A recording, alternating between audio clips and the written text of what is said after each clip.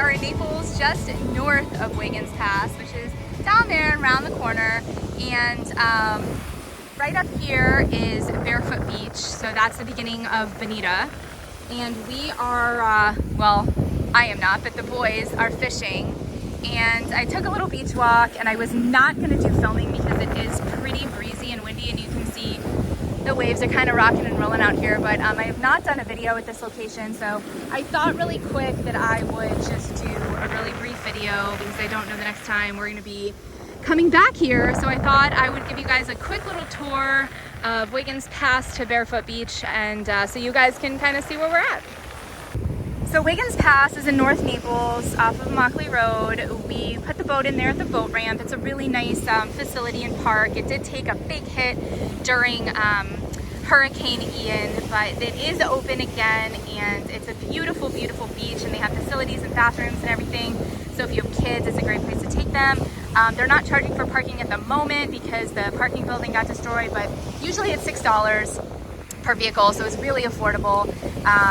And the parking usually does fill up in season, but right now it's in the middle of summer and during the week, so there's really nobody there. There's not a whole lot of activity right now. There's kind of like a rack line here. It's kind of a good rack line here, and then way too wavy for a brake line, but the water is extremely clear, which is nice to see. So I'm just gonna kind of show you some fun things around this little beach. And we can start off by showing you some sea turtle nests. So there's one right there, and they're all the way up and down. There's a lot more down there, but this is a really popular beach for sea turtles. There's another nest up there. There's no buildings on this end, so it's really dark, it's really quiet, and you can see the tire tracks here from where the turtle patrol will go up and down the beaches looking for turtle tracks, and then if they see them, they go up, they verify that there's a nest. They put stakes around it, a perimeter around it. Sometimes, let me see if I can walk over here. All right, so you can see here, this one's more up towards the vegetation. So sometimes they'll put a crate, like a wire mesh crate or fence, and this is going to prevent predators from digging up the nest. So a lot of times they'll have coyotes or raccoons get in there and eat the eggs, so this is just kind of extra protection for the nest. But there's a few more down that way. You can see, let me try to zoom in so you guys can see down on the beach down there. There's the boys fishing. So I wanted to show you guys too, if you can see, there's a lot of tire tracks. Beach patrol, the police, turtle patrol, they have side-by-sides and four-wheelers and sometimes vehicles that go up and down the beaches to check. So here's an example of one of the beach patrol vehicles driving on the beach. So you guys, they have trucks, they have four-wheelers, they have side-by-sides, they patrol the beach. He's waving. And whew, a little bit rocky on the boat right now, but you guys can see that they do drive, so I just wanted you guys to know I wasn't making it up, it's true. And I just wanted to let you guys know, because sometimes I get comments from some of my viewers about like, oh my gosh, you're walking on the shells, you're gonna break all of them. You guys, like, my body weight walking gently on shells is not near the force of the waves crashing and throwing the shells to shore. It's also not near the force of driving over them. So even though I know that sometimes it's hard for you guys to hear crunching because I'm walking on shells, sometimes I have a choice. If you're in a big shell pile, the only way to get into the shell pile is stand in the shell pile. So even when I'm walking on the beach, I do try to be mindful. I try not to just step on shells to crush them, but I want you guys to understand that just the force of walking is not anywhere near the force of pounding waves or a vehicle driving. So just keep that in mind when you're watching other shellers on YouTube, that they're not intentionally walking on the shells to crush them. They're just walking. And there's people that run on the beach. So if you can see right here, it starts to slope down. So if you're running on the beach, this is gonna be really like unlevel. Like, I don't know if you can see, you guys like my new Crocs? I got some new Crocs, but like my knee's bent right now. Like, this is the slope. Like, if I stand straight up, I'm gonna fall over. So that's like the slope of this right here. So a lot of times the runners, because this is gonna be too soft, they'll run right here. And trust me when I say runners are not looking where they're going. They're stepping on shells. So, I mean, it just is what it is. It's just a part of just beach life. So don't ever think that, like, you know, somebody's shelling, especially just walking, that they're trying to do harm to shells or anything. We're just walking the beach. You can see a bunch of footprints on the beach too. Those people are walking down there. So just know that, you know, when I'm shelling, yes, sometimes I step on shells, and that's part of walking on the beach. So one thing that I can tell you that this beach has, and I'll show you, I just picked up a couple little treasures here. Got a little calico clam here, and then I have a cool little beach stone with a hole in it, so that would be a cool, like, little piece of jewelry or something. And then I have a cute little piece of coral, and I have a sea pearl right here, a type of sea bead. You guys know I love sea pearls. Also known as mermaid pearls, knicker beads. They're super fun. They're one of my top favorite treasures to collect. But other things that you will find besides just, you know, normal shells on this beach is there's a lot of beach stones. So if you are into finding, you know, beach stones, there's all kinds of them with fun little holes in them. You'll find different colors, black ones, white ones, gray ones. There's all kinds of color. It's not something like I personally collect a ton of. Every once in a while I will. Here's like one here. Here's a smooth one. This one here. So lots of different beach stones. And we don't find like rocks, like stones on every beach. So just like driftwood, you know, there's some places that have more driftwood than others. This is one of those places where you are going to find a little bit higher chance of finding some driftwood pieces than other beaches. And here's a little something a little glittery. It looks like it might have come off of somebody's swimsuit or something. So we'll take that because that is definitely a piece of beach trash. The other thing is coral pieces are oftentimes found here, and then also sand dollars. So I happen to see right here a perfect little white sand dollar, and then here's a little baby one too. Look how cute. Okay, so this one is not all the way bleached out yet. You can see it's still kind of green. But how cute is a little sand dollar? I want it to blow off my finger. It's a little breezy out here, so look how cute. Isn't it so cute? Here's another sand dollar right here. So this one is no longer alive. It's completely dried out, but you'll see that it's not bleached out yet. It hasn't stayed in the sun long enough, so it still has a little bit of those little feet, little legs. You'll feel it kind of be a little bit rough on the back. It's a little bit more bleached out, but these are fine to take. These are no longer alive. You would just put these in a little bit of diluted bleach at home, and they turn white super fast, and that way they will be super pretty when you do any of your craft projects.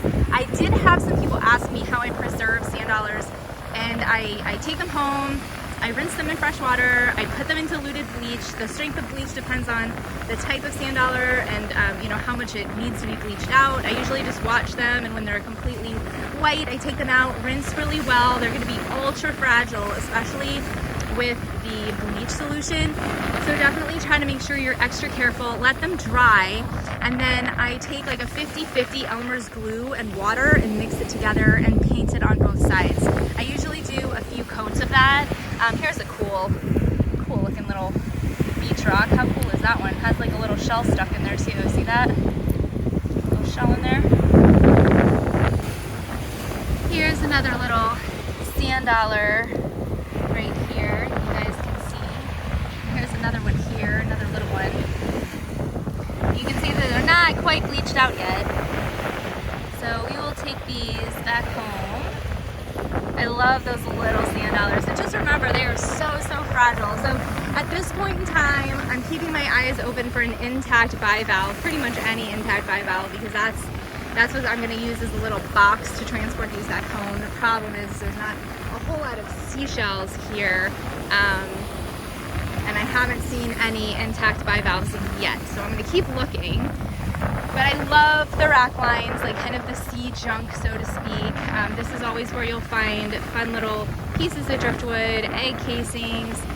You'll still find some seashells too, but sea beans, sea pearls, coral pieces, like kind of like the other treasures, not just shells. So, and you guys know I love all that stuff, like sea whips and urchins. Here's another little sand dollar here.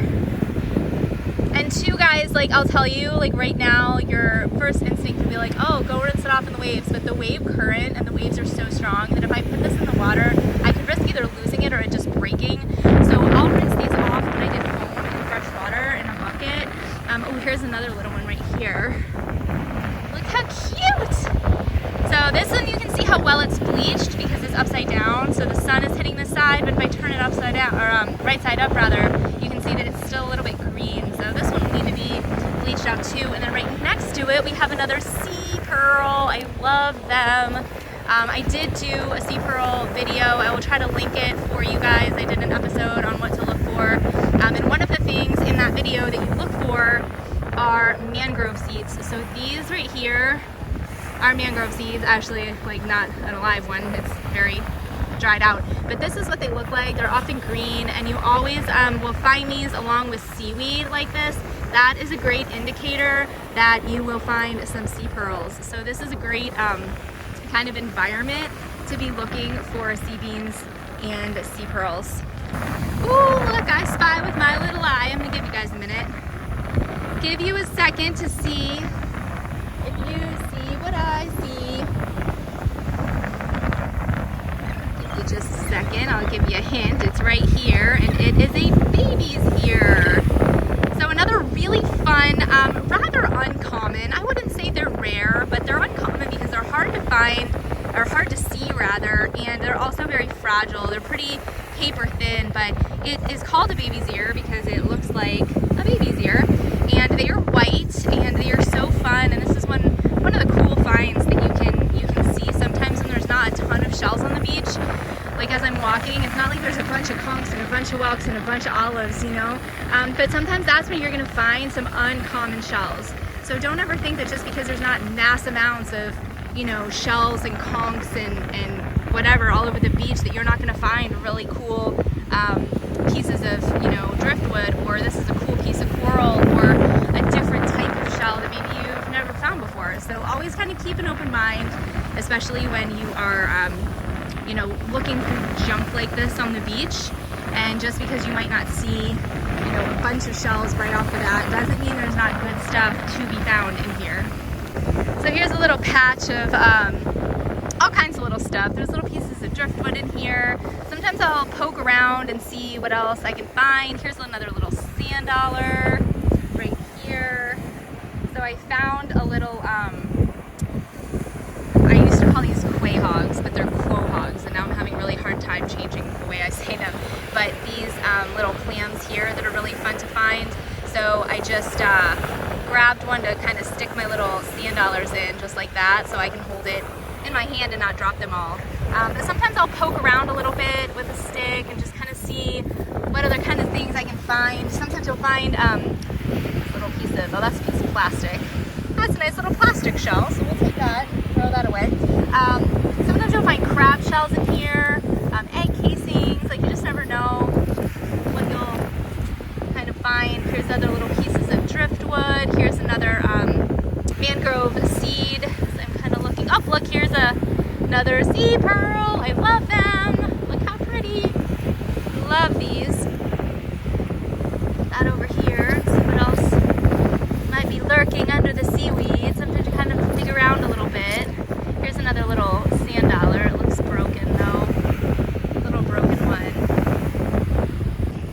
Alright guys, so I am just kind of walking up here into the higher.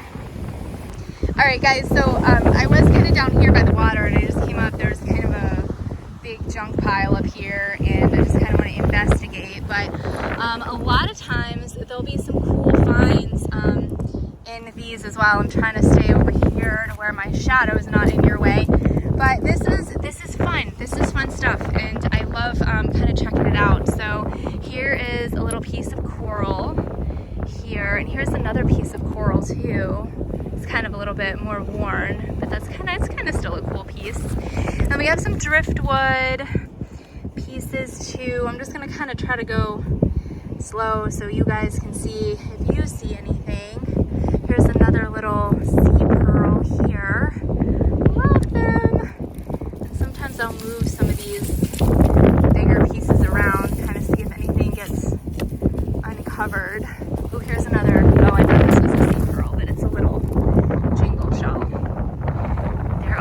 another sea pearl. Such a great place to find sea pearls and all of this seaweed with these mangrove seeds. This is such a great place. So let's see, I'm trying to stay over here so the sun stays above me. Let's see what we can find. And here is an egg casing. It looks like it's stuck on something. It's stuck in some seaweed, but this is a little, it looks like a little apple murex egg casing here.